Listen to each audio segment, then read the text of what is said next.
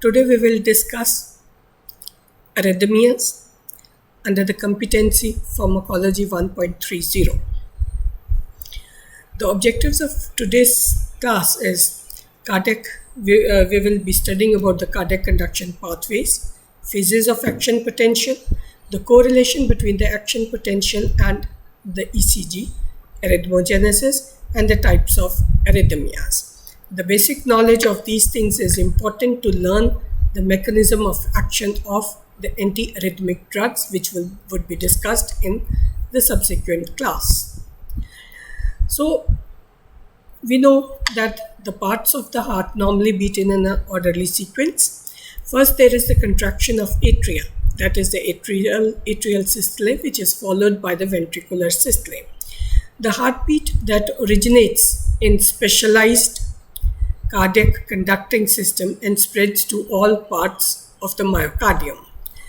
The conducting system, as you know, comprises of sinoatrial node, which discharges most rapidly and is thus also known as cardiac pacemaker.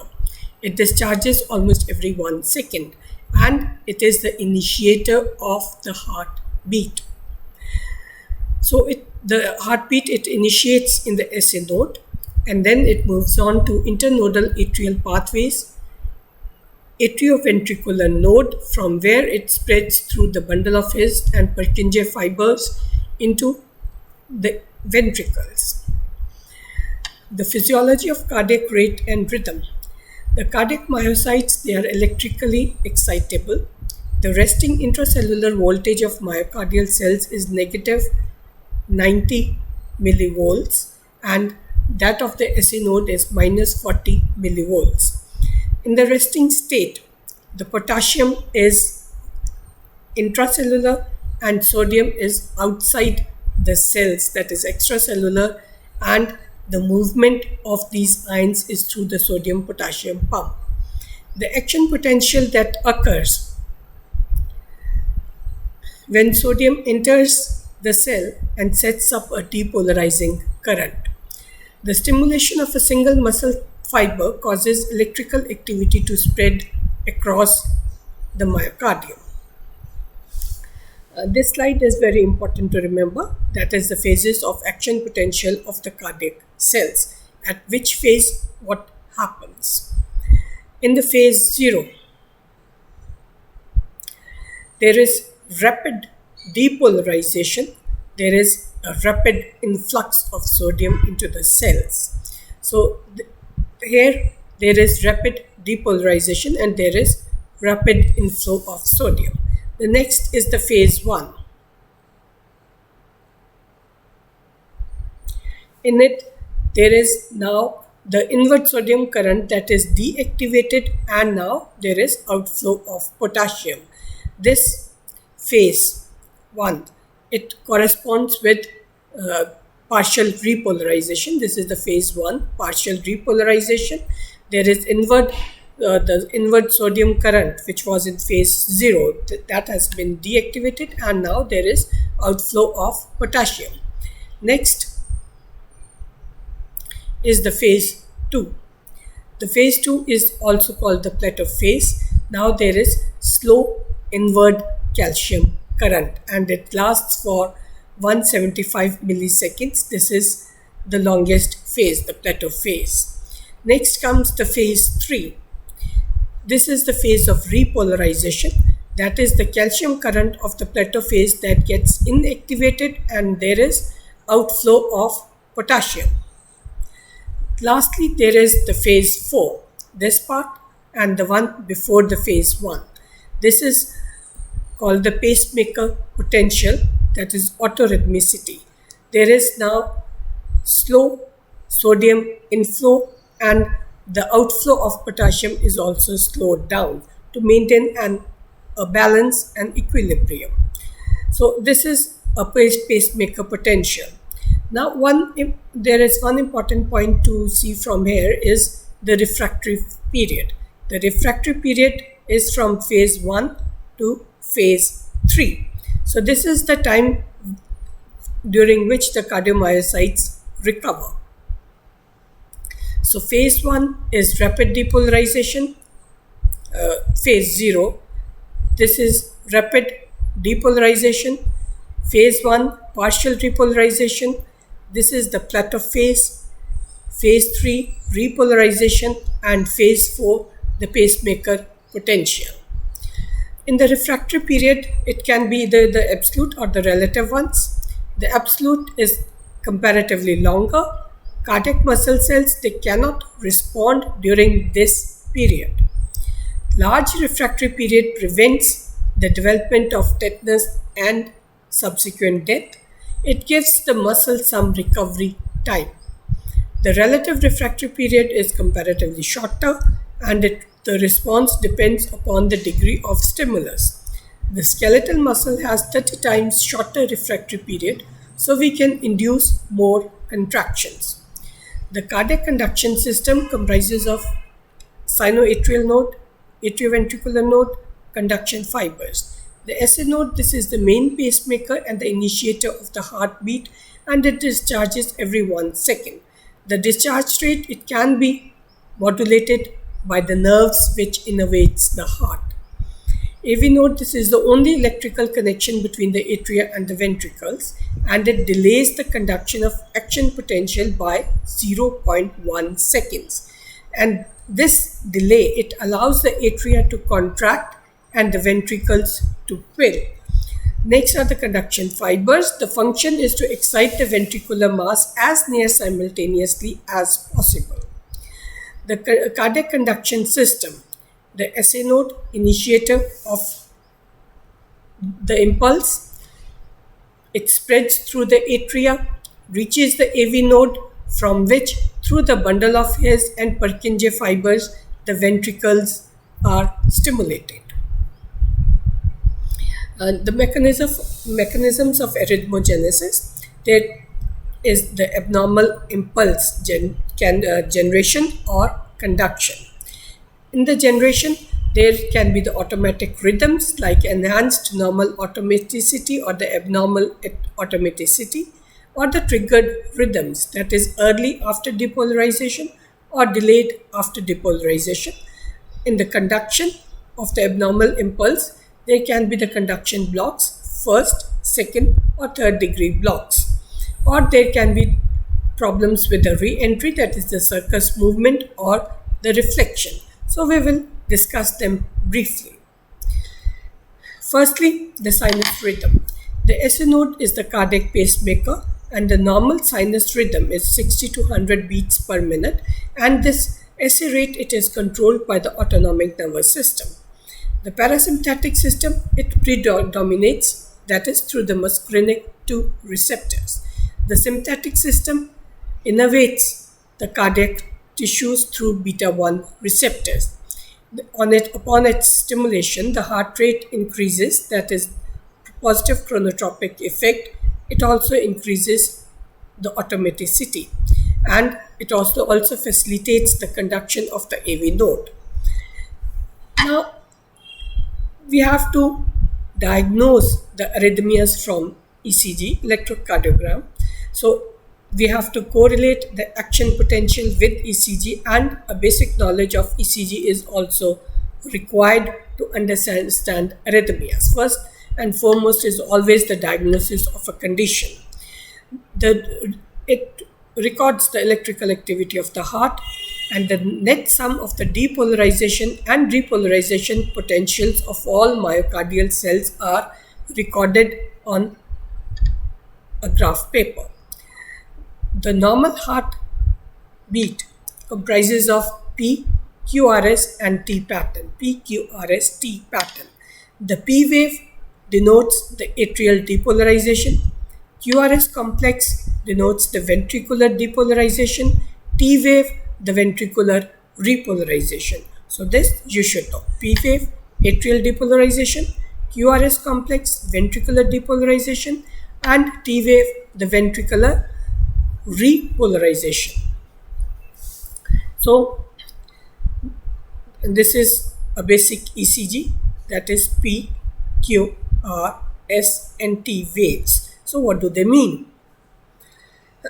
P wave is due to the contraction of atria. QRS complex is due to the contraction of ventricles, and T wave is due to the repolarization of ventricles. So this part before the P wave is the SA node, from where the impulse is generated. The P wave, it is shows us the activation of the atria.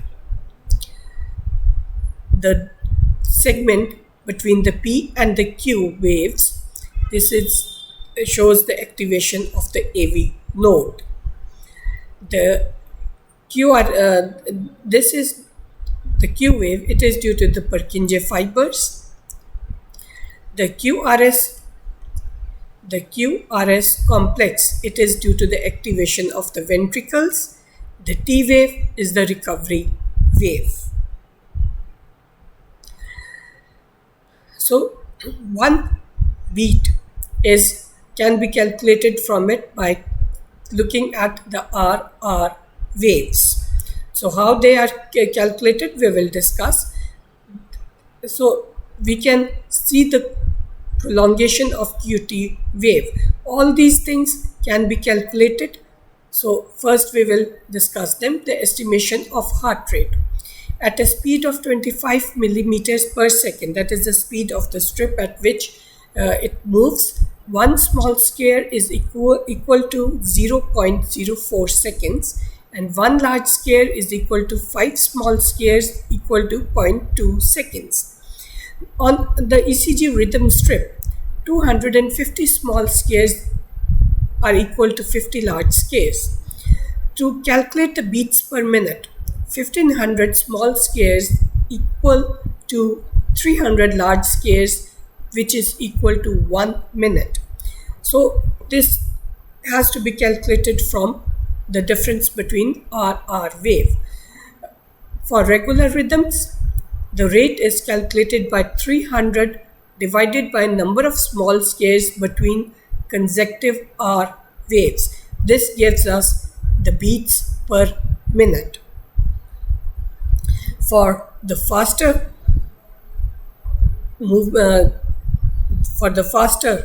heart rate, we have a different formula, and for the bradycardia we have different. So we are just studying the basic thing. For regular rhythms, the rate is calculated as 300 per number of small scares between consecutive R waves. So the SA node conducting fibers. So this is the SA node, this is the AV node. This is the right bundle branch and this is the left one. So after the generation of the impulse is conducted through the atria, and this is we can see on ECG as the P wave. Then the SA node, AV node, this is represented by this, but the difference, the segment between the P wave and the initiation of the Q wave. Then it moves through the bundle of His and the Purkinje fibers, and this is denoted by the QRS complex. And this is the recovery wave. The AV node, it acts as a delayer, has a maximal rate of depolarization. If SA node doesn't work properly, the AV node takes over from the SA node. Arrhythmias. The cardiac arrhythmia is abnormality of the heart rhythm. Bradycardia, that is the heart rate is slow, less than 60 beats per minute. Tachycardia, that is faster heart rate, more than 100 beats per minute. The causes of arrhythmias, that is aberration in impulse generation or defect in impulse conduction, these could be due to either arteriosclerosis, coronary artery spasm, heart blocks, that is mostly the AV block, and the myocardial ischemia. The arrhythmias can be generated due to either of these reasons. Now coming on to the clinical classification of arrhythmias. Heart rate can be increased or decreased. bradycardia, that is decreased, tachycardia, that is increased, heart rhythm, regular or irregular, that has to be calculated from RR waves, the site of origin, supraventricular or ventricular, and the complexes on ECG, narrow or broad. So, coming on to types of arrhythmias, the atrial flutter. The atria, it beats rapidly at 250 to 350 beats per minute. Paroxysmal supraventricular tachycardia, abbreviated as PSVT, no more than 200 beats per minute are seen. These are trivial as compared to the other types of arrhythmias. The atrial fibrillation, the heart rate can go up to 500 beats per minute. It is irregular, fragmentary, uncoordinated contractions. The ventricles, they beat at 1/5 the rate of atria, but not regularly. If chronic, then the condition is serious. Next, ventricular tachycardia. They lead to a series of rapid contractions called ventricular extrasystoles. Ventricular fibrillation, this is often the immediate cause of death in many fatal cases of myocardial infarction and electrocution. The ventricles, they pump too fast and the heart fails and the patient dies. So ventricular fibrillation is often the immediate cause of death.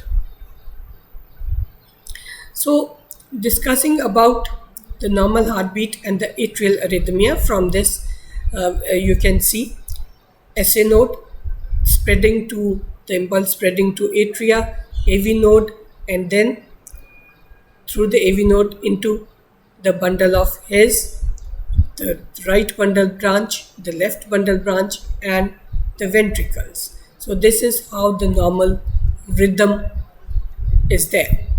Now coming to the atrial arrhythmia, what happens in it? There is irregular stimulation or the impulse generation. There is unequal filling up between the atria and the ventricles. There is uncoordinated impulse generations and it's spreading further.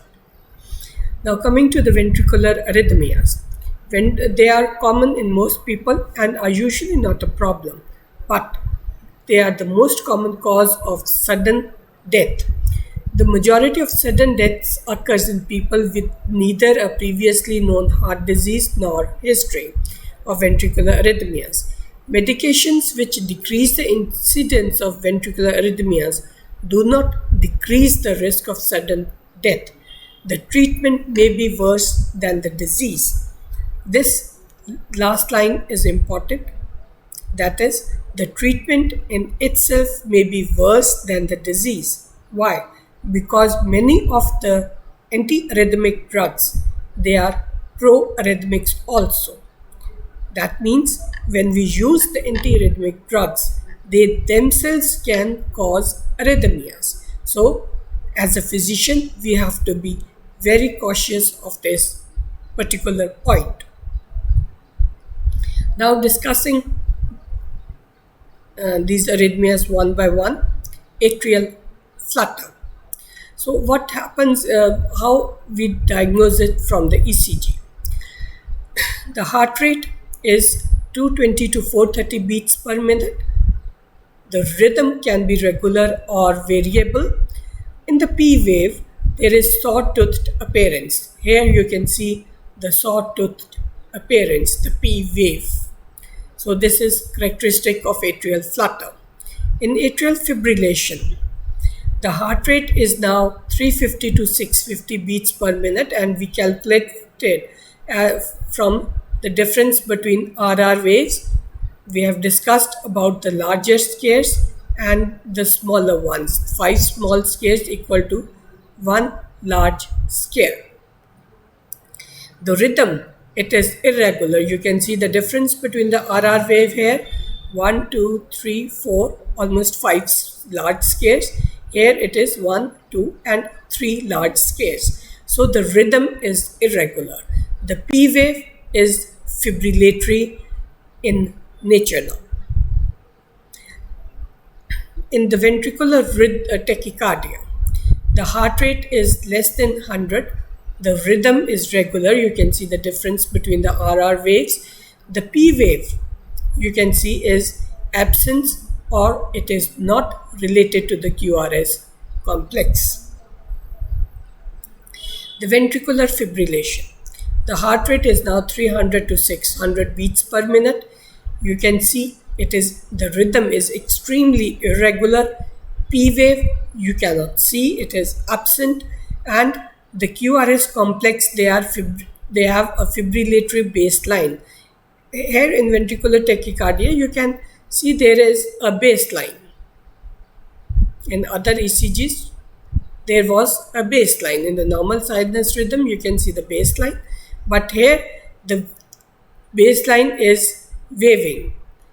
It is fibrillatory. It is not a straight line. So the categories of disturbances in cardiac rhythm, they can be caused by either the delayed after depolarization, re-entry, abnormal pacemaker activity, or the heart block.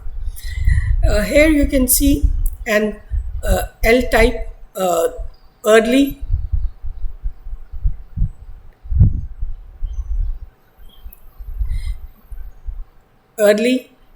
after depolarization, that is due to the reactivation of L-type calcium current.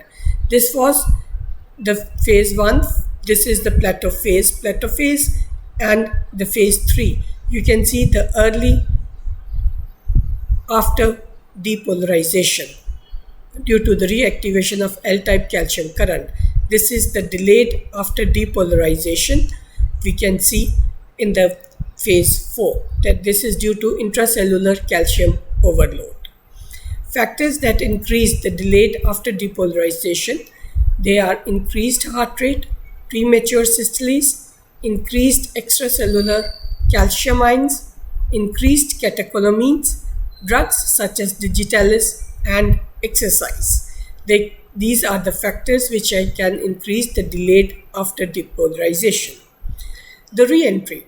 This is caused by a unidirectional block, usually in the diseased tissue, and it is a probable cause of many arrhythmias. It can occur in atria, ventricles, or the nodal tissues. The action potentials conducted only one way, but the conduction is slower also. Causes a constant loop of action potentials re-exciting repeatedly, and this is called the circus rhythm. The tissue begins to beat independently of the input. Here you can clearly see that this is the normal nerve impulse which passes through the Purkinje fibers and into the ventricles. When a portion of the tissue is damaged, which could be due to the thrombotic clot, which causes the muscles to become ischemic. So because of this thing, the impulse, it travels in a retrograde, that is in a backward direction, and re-enters the conduction pathway again, causing an extra irregular heartbeat. The abnormal pacemaker activity, it occurs under pathological conditions like increased catecholamine levels and ischemia.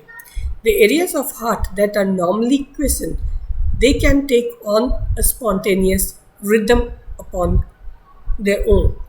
The catecholamines, they increase the depolarization rate during phase 4 of the action potential, where the membrane potential is approaching the threshold that sets off another action potential.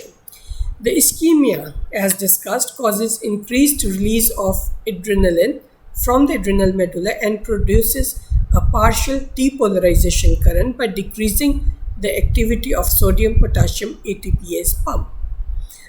This depolarization, it leads to an action potential. Now coming on to the heart blocks, if atria and ventricles, they beat out of coordination, then we get uneven pumping, causing several conditions including edema. The block, it can be partial, that is, it occurs every second or third impulse, or complete. The complete block is in sporadic fashion, can lead to periods of unconsciousness, and it's called Stokes-Adams attacks. So here we can see in the right bundle branch block the R-S-R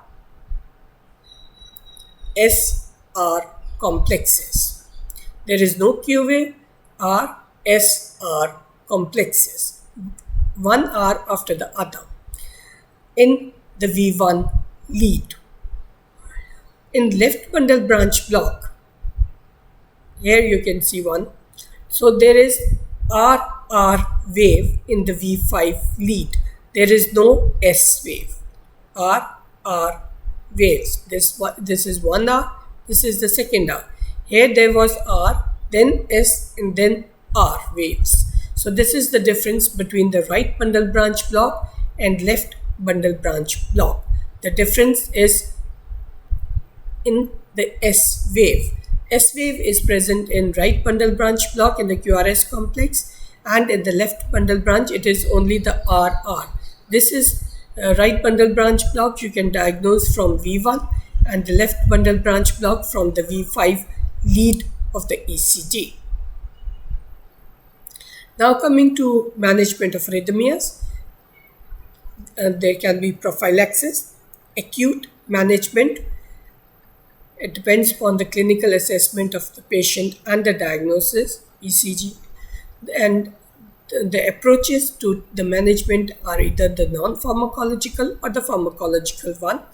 Today we will discuss only the non-pharmacological management. I'm going to repeat it again because this is important. Some antiarrhythmics, they are also pro-arrhythmic. So whenever we treat arrhythmias, we have to keep this thing in mind. Development of other arrhythmias can be due to the drugs which you are giving. So here we will have to change our strategy in giving a particular antiarrhythmic drug to the patient. The non-pharmacological treatment, the prophylaxis, could be the radiofrequency ablation, implantable defibrillators. The pacing can be done external, temporary, or the permanent, and we have to treat the acute condition. We can go in for vagal maneuvers or DC cardioversion. In radiofrequency ablation, first we diagnose the area in the heart which is causing impulse generation upon its own. So that area has to be ablated. For that, a catheter is inserted into the femoral vein and snaked up the inferior vena cava until it reaches the heart. And when it reaches from the inferior vena cava into the heart, and in the heart, its tip that reaches the area which has been already identified as the area which is producing the impulse generations on its own. So we burn that area or we ablate that tissue. This is a very precise manner, a very precise procedure. The defibrillator, the manual one, you have seen in many movies. Nowadays we have the implantable ones. The electrodes, they are inserted into the vein leading to the heart, that is usually through the veins, the brachial veins and others. The implantable defibrillator, this is inserted under the skin. The electrodes, they pass through the veins into the heart where they are required, the right atrium, the ventricle. So this is the implantable defibrillator where it controls the impulse generation. That's all for today. The details of the antiarrhythmic drugs, their classification, details, their effects on action potential, all of them would be discussed in the next class.